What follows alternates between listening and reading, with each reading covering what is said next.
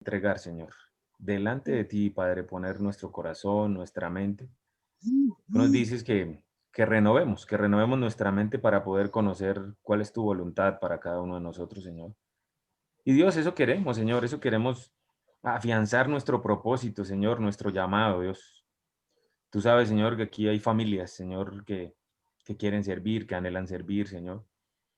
Padre, utiliza a nuestro pastor, Señor, para bendecirnos con una palabra, Dios, que desate movimiento, Señor.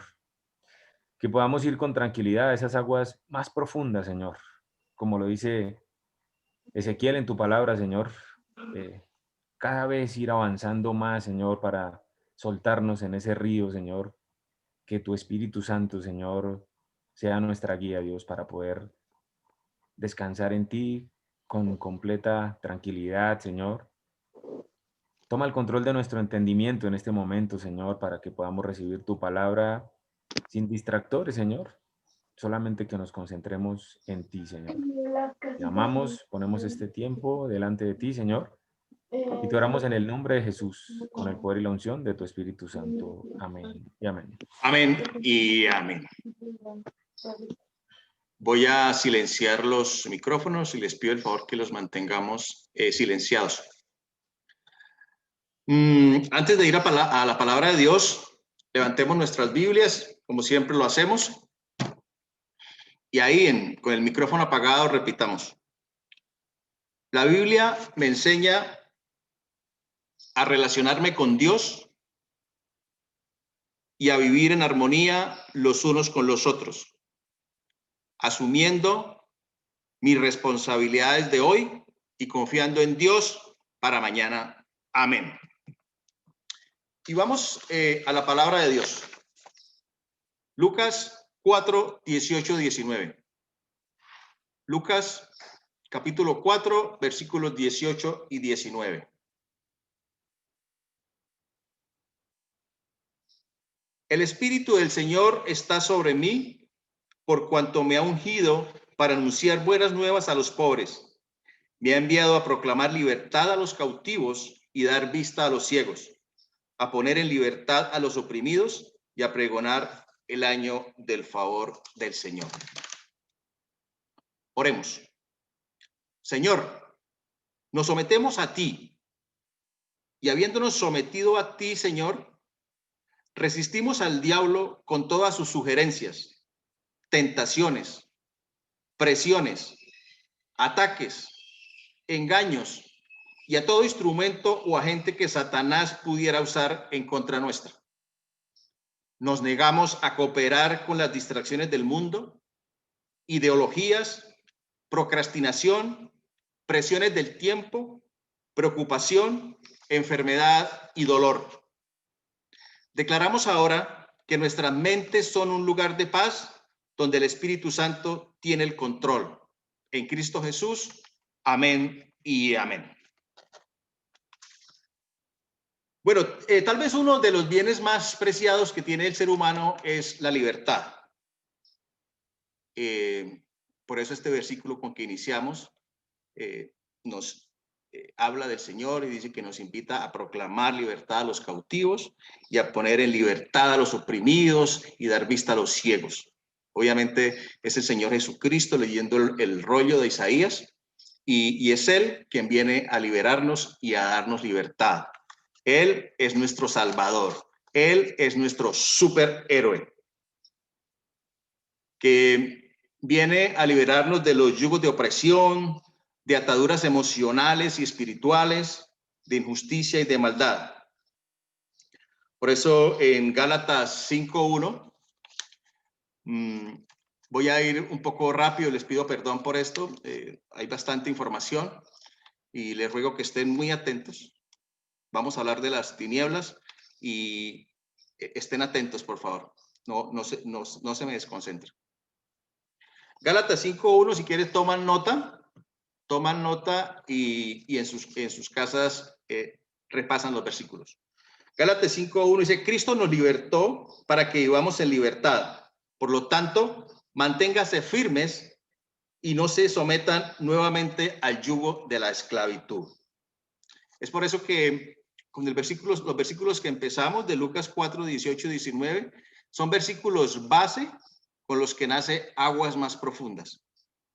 Porque la visión, el enfoque de Aguas Más Profundas, uno de sus enfoques, es que las personas puedan experimentar la libertad en Cristo y que sean fructíferas. Existe un alto porcentaje en las iglesias cristianas de personas que luchan con depresión, que viven esclavos del temor, con hábitos negativos que no pueden cortar, con pensamientos o voces que no pueden evitar, conductas pecaminosas de las que no pueden escapar. Ahora, tienen la vida asegurada estas personas, pero su vida diaria es una derrota. O a veces sus vidas son miserables y no dan fruto. Y Cristo vino a darnos libertad para que demos fruto, vidas que den fruto. Y el tema de hoy, claro, el título de la enseñanza es Rescatados por Cristo. Cristo nos rescató. ¿De qué nos rescató? Básicamente encontré 4 cosas en la Biblia. Rescatados del poder de las tinieblas, rescatados del pecado y de la muerte, rescatados de la maldición de la ley y rescatados de la vida absurda. Vamos a dividir estas enseñanzas en 4 predicaciones y hoy vamos a hablar sobre Rescatados por Cristo, parte 1, del poder de las tinieblas. Rescatados del poder de las tinieblas. Sin más preámbulos, entonces, vamos. Colosenses 1:13. Colosenses 1:13, 14. Y voy a leer en la Nueva Traducción Viviente. Dice, pues Él nos rescató del reino de la oscuridad y nos trasladó al reino de su amado Hijo, quien compró nuestra libertad y perdonó nuestros pecados. Hubo un intercambio del reino de la oscuridad al reino del amado Hijo, Jesucristo. Dice, quien compró nuestra libertad. Es decir, Él pagó, estábamos secuestrados y Él pagó la libertad. Y ese pago no fue con cualquier cosa, fue con su sangre preciosa. Rescatados del poder de las tinieblas. Ahora, nosotros quizás nuestra cosmovisión, la forma como vemos la vida en esta parte del mundo, tendemos a vivir como si el mundo espiritual no existiera. Pero puede que lo creamos o no, o lo aceptemos o no, los demonios son una realidad y estamos en una batalla, nos guste o no. A mí personalmente no me gusta, pero no la puedo evitar. Si uno mira la Biblia, hay un tema constante desde el Génesis hasta el Apocalipsis y es una batalla entre el reino de luz y el reino de tinieblas, entre el espíritu de verdad y el padre de la mentira, entre el Cristo y el anticristo. Vamos a dividir esta enseñanza en 4 capítulos y vamos con el primero. Necesitamos identificar ese que gobierna las tinieblas. Entonces, capítulo 1, identificando a Satanás, el que gobierna las tinieblas. ¿Qué pasó? En el Edén, Adán y Eva tenían dominio sobre los peces del mar, las aves del cielo y todos los reptiles que se arrastran por el suelo. Eso está en Génesis 1:28. Es decir, Satanás tenía que arrastrarse a los pies de Adán y Eva. Pero entonces vino el pecado, la caída. Y se perdió el control. Perdimos el control y Satanás tomó el dominio. Por eso en la Biblia dice que Satanás es el príncipe de este mundo. Juan 12:31. También dice que es el que gobierna las tinieblas. Efesios 2:2. Y también dice que el mundo entero está bajo su control. Primera de Juan 5:19. Hablar de Satanás hoy en día no es muy popular, pero es necesario, porque si no vamos a vivir vidas en derrotas. ¿Cómo sucede esto? ¿Cómo gobierna Satanás a los incrédulos? Dice en 2 Corintios 4:4, dice, el Dios de este mundo ha cegado la mente de estos incrédulos para que no vean la luz del glorioso evangelio de Cristo, el cual es imagen de Dios. El Dios de este mundo, el Dios de este siglo, dicen otras versiones. Es decir, ese Dios es con minúscula, es decir, Satanás tiene cegado el entendimiento para que no puedan ver la luz de Cristo. Por eso es el príncipe de este mundo, el que gobierna las tinieblas. Otra característica de Satanás, otra identificando a Satanás. Satanás no es igual a Dios. Esto es importante. Tendemos a comparar a Dios como dos fuerzas iguales. Satanás no puede ser igual a Dios. ¿Por qué? Porque hay un creador y una creación.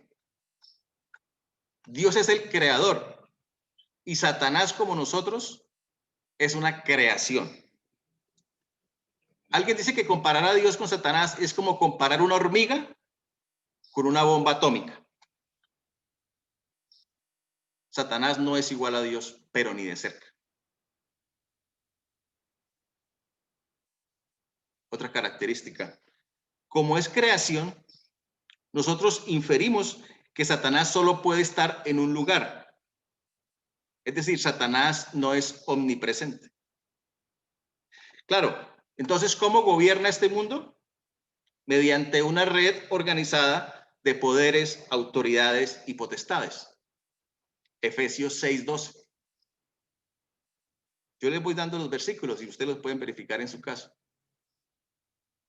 Es decir, que cuando nos referimos a Satanás, lo que estamos hablando es de un conjunto de fuerzas espirituales.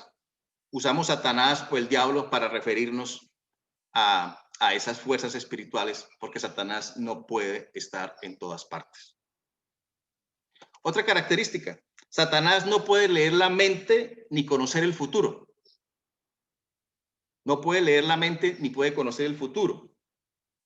En la Biblia, toda interacción que hay entre ángeles y seres humanos, o demonios y seres humanos, se hace con voz audible, en voz alta.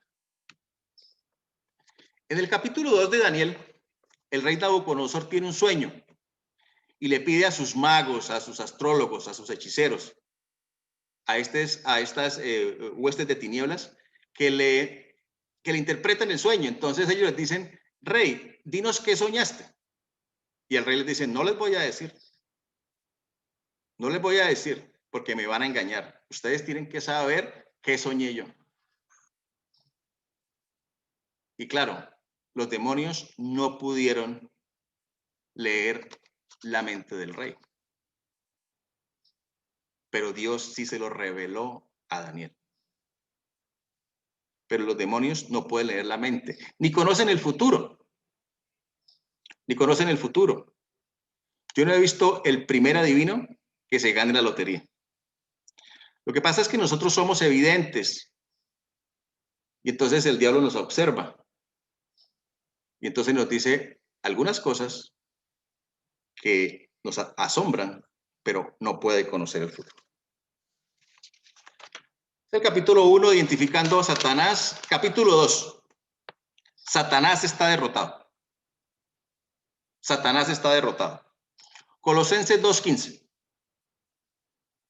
Desarmó a los poderes y a las potestades y por medio de Cristo los humilló en público al exhibirlos en su desfile triunfal. Allí en la cruz, Cristo desarmó a las potestades. Y en 1 Juan 3:8 dice que el Hijo de Dios fue enviado precisamente para destruir las obras del diablo. Satanás está derrotado y no tiene ningún poder. sobre nosotros los cristianos. Y en Judas, versículo 6, dice que Satanás está encarcelado, está atado, y que solo puede operar dentro de los límites que Dios le permite. Imagínense en esta escena, para que entienda Satanás. Imagínense un perrito de esos chiquitos chillones que ladran harto en una casa, en una reja por dentro. Entonces nosotros estamos afuera y tenemos la vía libre. Pero el perrito nos ve y él sale a ladrarnos y nos hace bulla y nos grita. Pero él no puede salir, no tiene ningún poder porque está encarcelado. Satanás no puede tocar a un cristiano. Primera de Juan 5:18. Sabemos que el que ha nacido de Dios no está en pecado. Jesucristo, que nació de Dios, lo protege y el maligno no llega a tocarlo. Voy a repetirlo. Sabemos que el que ha nacido de Dios no está en pecado. Jesucristo, que nació de Dios, lo protege y el maligno no llega a tocarlo. Identificamos a Satanás. Ahora sabemos que Satanás está derrotado, que no tiene ningún poder sobre los cristianos, pero que sí puede, dice el capítulo 3, sí nos puede tentar, nos puede acusar y nos puede engañar. Nos puede tentar, nos puede acusar y nos puede engañar. Allá desde adentro, encerrado, él grita. Él grita. Y su arma predilecta es el engaño. Su arma predilecta el engaño. Tentación, acusación, engaño. Tentación. Entonces desde allá nos grita, mira lo que tengo aquí. Te hará sentir mejor. Sabes lo que quieres. Nadie se va a enterar. Tentación. Acusación. Satanás nos acusa de día y de noche. ¿Otra vez caíste? ¿Qué clase de cristiano eres? Eres un fracaso. Mejor tira la toalla. Eso no es lo tuyo.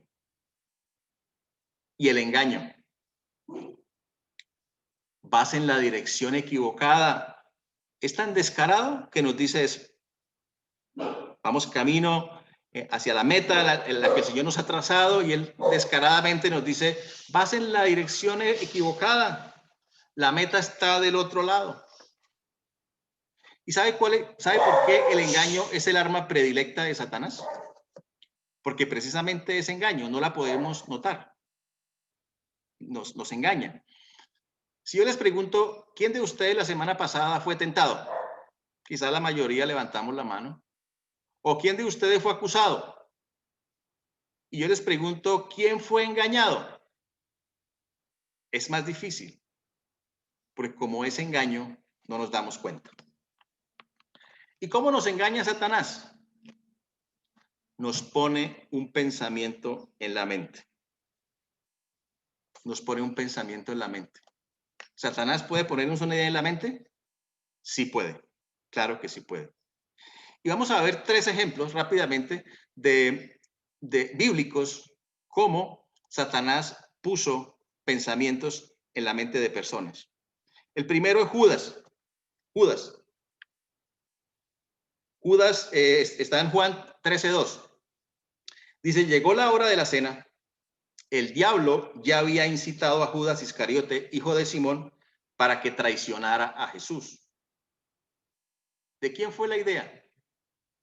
¿De Judas? No. La idea fue de Satanás, del diablo. Él puso ese pensamiento en Judas. Cuando Judas entendió las explicaciones, salió y se ahorcó. Otro ejemplo es Ananías. Ananías vendió un terreno por X cantidad de dinero para el servicio del Señor. Y él decidió guardarse la mitad de ese dinero. Y cuando lo entregó, dijo, aquí está la totalidad de lo que se vendió el terreno. Él no tenía que mentir. Él había podido decir, esta es la mitad, pero dijo, aquí está la totalidad, el total. ¿Quién le metió esa idea a Ananías? El diablo. No fue idea de Ananías. Hechos 5:3. Ananías, le reclamó Pedro, ¿cómo es posible que Satanás haya llenado tu corazón para que mintieras al Espíritu Santo y te quedaras con parte del dinero que recibiste por el terreno? Satanás le puso un pensamiento y Ananías pensó que era suyo. Y las consecuencias, ustedes ya saben, fueron terribles, fueron drásticas. Y el último personaje fue David. David no tenía que hacer un censo. David debía confiar en la provisión del Señor. Y hasta su general le dice, mi rey, ¿qué vas a hacer? Vas a traer una desgracia al pueblo. Y mira lo que dice. Eso está en el primer libro de Crónicas, 21:1. Satanás conspiró contra Israel e indujo a David a hacer un censo. Le puso un pensamiento. David pensó que era su pensamiento, pero era un pensamiento que le puso Satanás y fue engañado. ¿Te guste o no? Estamos en una batalla y esa batalla se libra en la mente. En la mente. Por eso el Señor nos invita a que seamos transformados mediante la renovación de nuestra mente. No todas las ideas o pensamientos que tenemos son nuestros. Y necesitamos pelear esa batalla. Y somos los creyentes que debemos dar esa batalla. ¿O la armadura de Dios es para quién? ¿Para el creyente o para el no creyente? Para el creyente. Efesios 6:12. Ahí nos habla de la batalla que tenemos. Dice, porque nuestra lucha no es contra seres humanos, sino contra poderes, contra autoridades, contra potestades que dominan este mundo de tinieblas, contra fuerzas espirituales malignas en las regiones celestes. Estamos librando una batalla y no es contra seres humanos. Satanás nos quiere confundir y nos quiere engañar. Y cuando no entendemos este engaño y no sabemos quién es nuestro enemigo, entonces nos atacamos a nosotros mismos o nos atacamos entre nosotros. Y capítulo 4 y último, y quiero que estén atentos, no se me distraigan, porque aquí está el corazón de la enseñanza, que son nuestras armas, nuestra defensa, nuestros recursos, los que Dios nos ha dado para ganar la batalla. Segunda de Corintios 10:4 dice que las armas con que luchamos no son del mundo, sino que tienen el poder divino para derribar fortalezas. A veces vivimos peleando con las personas o con nosotros mismos. Pero lo que la Biblia dice es que tenemos que las armas con que luchamos no son de este mundo, sino son poderosas en Dios y tienen el poder divino para derribar fortalezas. Una de esas armas es entender nuestra posición en Cristo. Entender nuestra posición en Cristo. Jesús vino y derrotó a Satanás, anuló las obras de Satanás allí en la cruz, murió, resucitó y ascendió y ahora está a la derecha de Dios Padre, en un lugar muy, muy por encima del reino de los tinieblas. Y ahora yo te pregunto, ¿cuál es tu posición? ¿Cuál es tu posición espiritual? Espiritualmente, ¿dónde estás? Porque depende de la posición que tengamos, de ahí depende si se gana o se pierde una batalla. Mira lo que dice Efesios 2:6. Y en unión con Cristo Jesús, Dios nos resucitó y nos hizo sentar con Él en las regiones celestes. ¡Wow! Que ahora nosotros espiritualmente estamos allá con Cristo, sentados con Él, muy, muy, muy por encima del reino de las tinieblas. Esa es nuestra posición. Pero tenemos que creerla y tenemos que vivirla. Otro de nuestros recursos, de nuestras armas, desechar el temor. Ahora, debido a esa posición que tenemos en Cristo, ya dijimos que estamos muy alto, muy por encima de los demonios. Es decir, no nos deben asustar los ruidos en la noche. Al contrario, los demonios huyen ante nuestra presencia debido a esa posición. Y con ese poder que Dios nos dio, dice, fortalezcanse en el poder del Señor. Es tan grande el poder que tenemos en Cristo que nos comisionó para ir a esos ciegos, para ir a esos oprimidos, para ir a esos cautivos y arrebatárselos a Satanás. Cuando vamos a predicar el evangelio, vamos con el poder del Señor y los demonios tienen que huir y tienen que soltar esas almas para Cristo. Otro recurso, someterse a Dios y resistir al diablo. Someterse a Dios y resistir al diablo.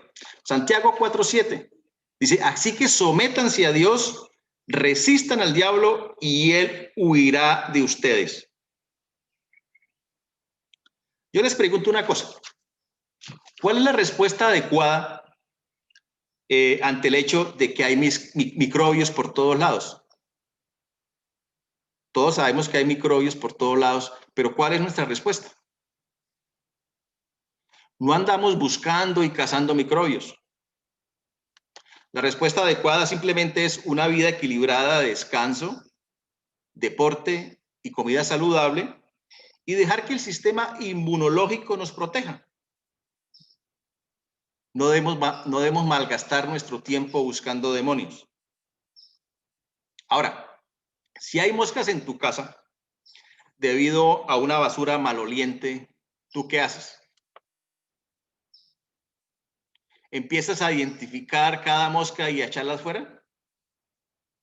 ¿O simplemente sacas la basura?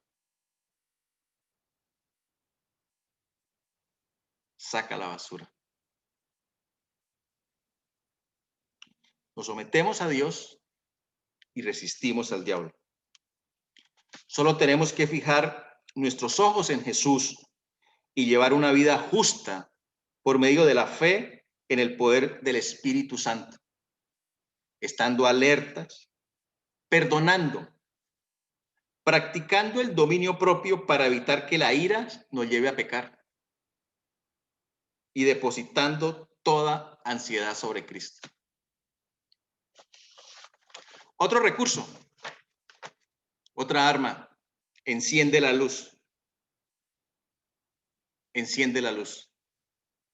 Dice en 2 Corintios 10:5, y llevamos cautivo todo pensamiento para que se someta a Cristo. Intentar no tener pensamientos negativos no funciona. Enfrenta las mentiras del diablo con la verdad de Dios.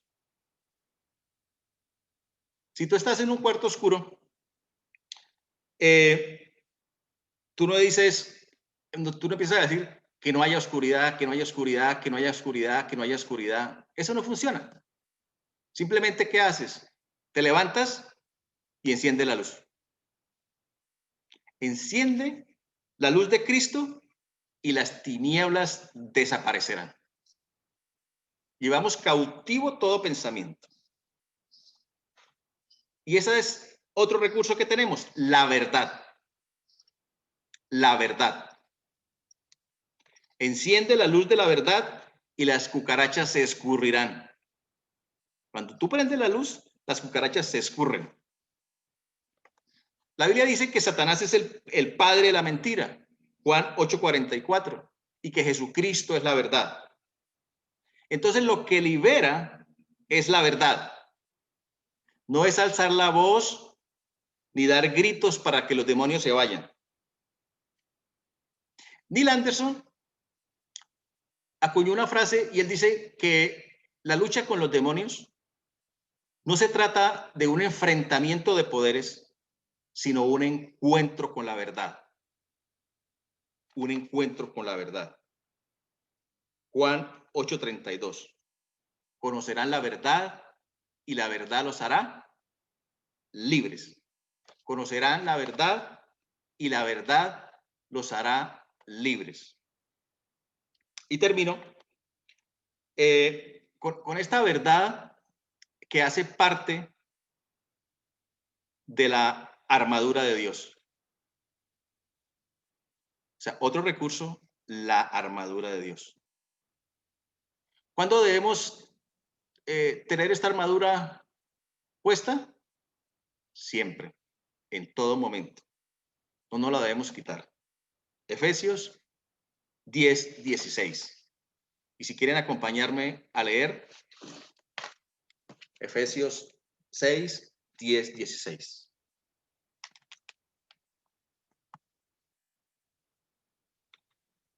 Por último, fortalezcanse con el gran poder del Señor.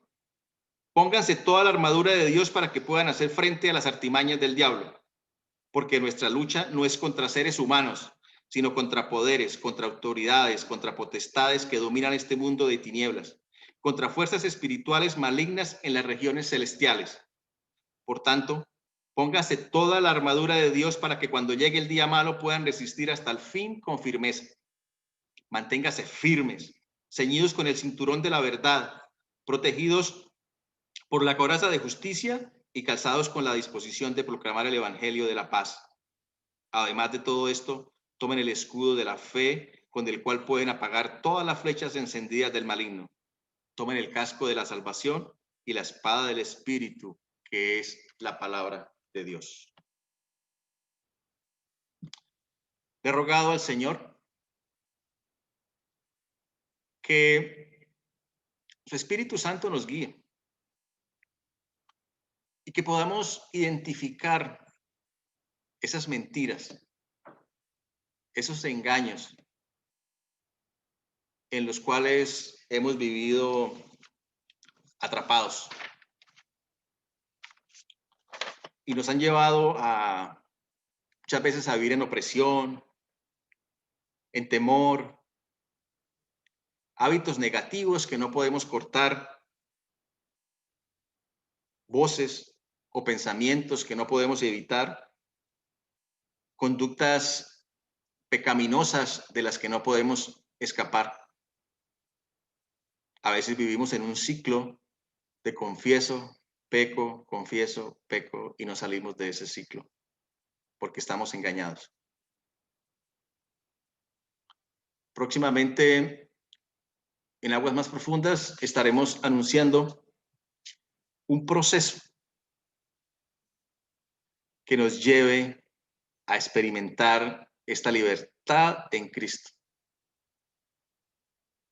y que podamos tener vidas que dan fruto. Porque ese es uno de los enfoques, es una de la misión que tiene Aguas Más Profundas. Y Dios también nos ha ungido. El Espíritu del Señor está sobre mí por cuanto me ha ungido. ¿Para qué? Para anunciar las buenas nuevas. ¿A quién? A esos pobres, a esos que están sedientos, a esos que están necesitados. Nos ha enviado a proclamar libertad a los cautivos, dar vista a los ciegos, a poner en libertad a los oprimidos y para que entiendas que este es el tiempo del favor del Señor. Y nos gustaría que cada persona que pertenece a Aguas Más Profundas pase por estos procesos de libertad en Cristo.